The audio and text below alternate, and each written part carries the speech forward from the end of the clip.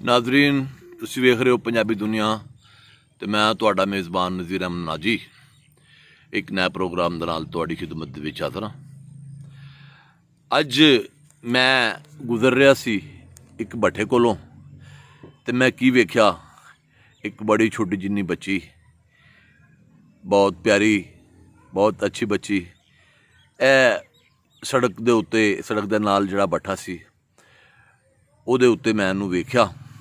मैं की वेखना कि इहदे जिहड़े पैर ने उहदे च जुत्ती भी कोई नहीं सी।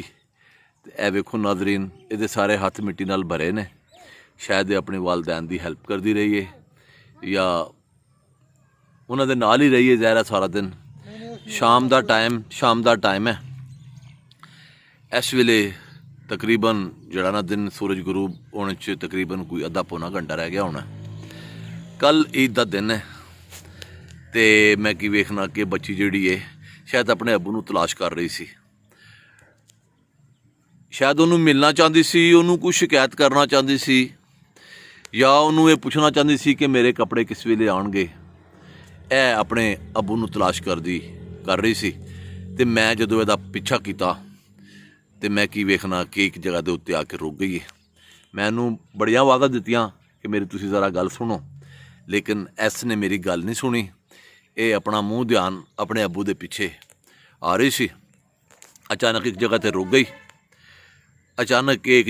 गई। तो मैं की वेखना कि उत्थे खलो के अपने अब्बू का वेट करन लग गई। थोड़े ही टाइम गुजरिया सी कि इहदे अब्बू जिहड़े ने वो भी आ गए। तो शायद मेरा शक दुरुस्त साबित होया। ये अपने अब्बू नूं शायद अपने कपड़िਆਂ की कोई फरमाइश करना चाह रही है या कोई ਇਹੋ ਜਿਹੀ शिकायत करना चाह रही है कि सारे लोगों ने अपने कपड़े लैंदे ने तो मेरे कपड़े लियाण 'ਚ तुसीं देर कर दी।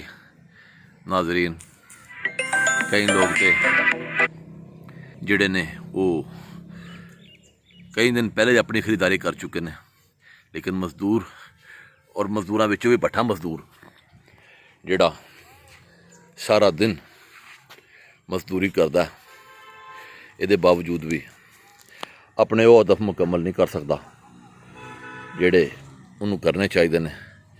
अपने बच्चों को प्रॉपर टाइम के उत्ते कोई भी चीज़ लैके नहीं दे सकता। मेरी अरबाबे अख्तियार अगे गुजारिश है कि यह जिहड़ी बच्ची है इहदा भी उतना ही हक है जितना किसी बड़े बंदे की बच्ची का हक है। ये अगर बेनज़ीर अल जाइए तो आसफा है, नवाज शरीफ अल जाइए तो मरियम है। कई आसफा और कई मरियम इस वेले तक इस चीज़ के इंतज़ार दे विच ने कि किहड़ा वेला होवेगा, मेरा अब्बू कम तो आएगा तो पैसे लैके आएगा, तो वो पैसे जिहड़े ने असीं लैके बाज़ार जावांगे तो साडे कपड़े आउणगे। नाजरीन कल ईद का दिन है, सारे लोग कुर्बानियां कर रहे हैं तो मेरी उन्होंने लोगों की गुजारिश है जिन्होंने लोगों दी कुर्बानियां ने वो इन्हां गरीबां मस्किनां दा इन्हां मजदूरां दा जिहड़ा हिस्सा है वो इन्हां अपनी ईमानदारी दे नाल देण। अगर तुसीं इन्हां तकन भी ईद का गोश्त कुर्बानी का गोश्त पहुँचाओगे तो जिथे अल्लाह तआला दी खुशनुदी तुहानूं मिलेगी उत्थे नाल ही ये लोग जिहड़े ने इन्हां भी खाण नूं गोश्त मिल जाएगा।